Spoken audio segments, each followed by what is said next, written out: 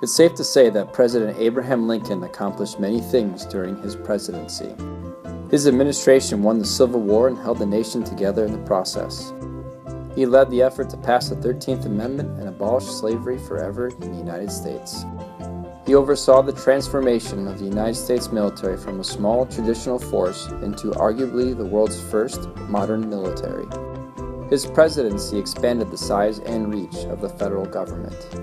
And yet, despite all of these significant accomplishments, Lincoln believed his greatest accomplishment was something entirely different.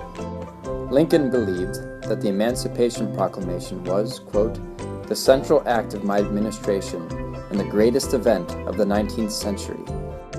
What was the Emancipation Proclamation? What did it do? And what did it not do? We'll answer these questions and more in the next few minutes. From the start of the Civil War, Lincoln's primary goal was to save the United States, or the Union, as he called it. He said in a letter to the New York Tribune, "What I do about slavery, I do because I believe it helps to save the Union." In the first months of the war, Lincoln did nothing about slavery. In fact, U.S. soldiers were ordered to return runaway slaves to their owners. Why did Lincoln do nothing about slavery at first? There are two reasons. First, Lincoln hoped that by leaving slavery alone, he would convince the Confederate States to come back to the United States. The second reason, he didn't want to upset the border states. Border states were states where it was legal to own slaves. However, these states, even though they were slave states, stayed with the United States during the war. In the beginning, no one was sure if these states would stay with the U.S. or join the Confederate States of America. Lincoln didn't want to give these states an excuse to join the Confederacy. For these two reasons, Lincoln decided to leave slavery alone at first. By the fall of 1862, more than a year into the war, three things had changed. First, Lincoln knew that the southern states were not coming back, unless, of course, they were defeated. Second, he knew the border states were firmly under U.S. control. Third, the war was not going well for the U.S. Lincoln knew that slavery gave the South an advantage, and he wanted to take that advantage away.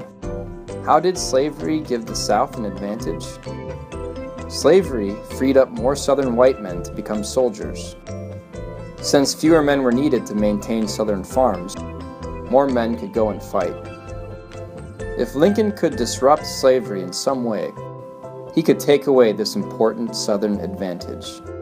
For these three reasons, in the fall of 1862, Lincoln decided to act. On September 22nd, he issued a warning to the South that he would issue the Emancipation Proclamation on January 1st, 1863. He hoped that this warning would convince them to rejoin the United States. They didn't. So, as promised, he issued the Emancipation Proclamation on January 1st, 1863. The proclamation set free all slaves living in the Confederate States. But what does that mean? It means that Lincoln did not set the slaves free who lived in the border states. Instead, he only set the slaves free who lived in the Confederate States of America, or the states in rebellion. Why did he do this?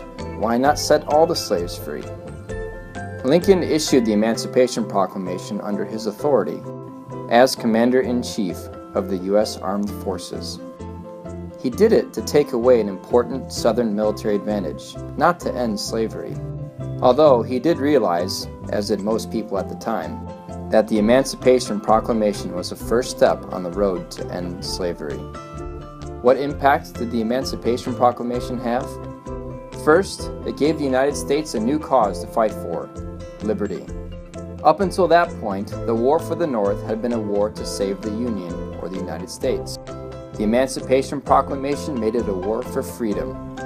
Second, the proclamation meant freedom for many people. Every Southern slave who came in contact with U.S. forces was free. Hundreds of thousands of slaves took this step in the last few years of the war. They found their long-desired freedom as a result. Third, the Emancipation Proclamation was the beginning of the end of slavery.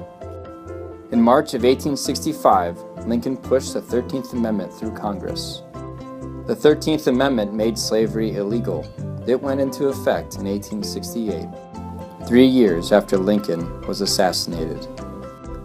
It was for these reasons and others that Lincoln said of the Emancipation Proclamation that it was the central act of my administration and the greatest event of the 19th century.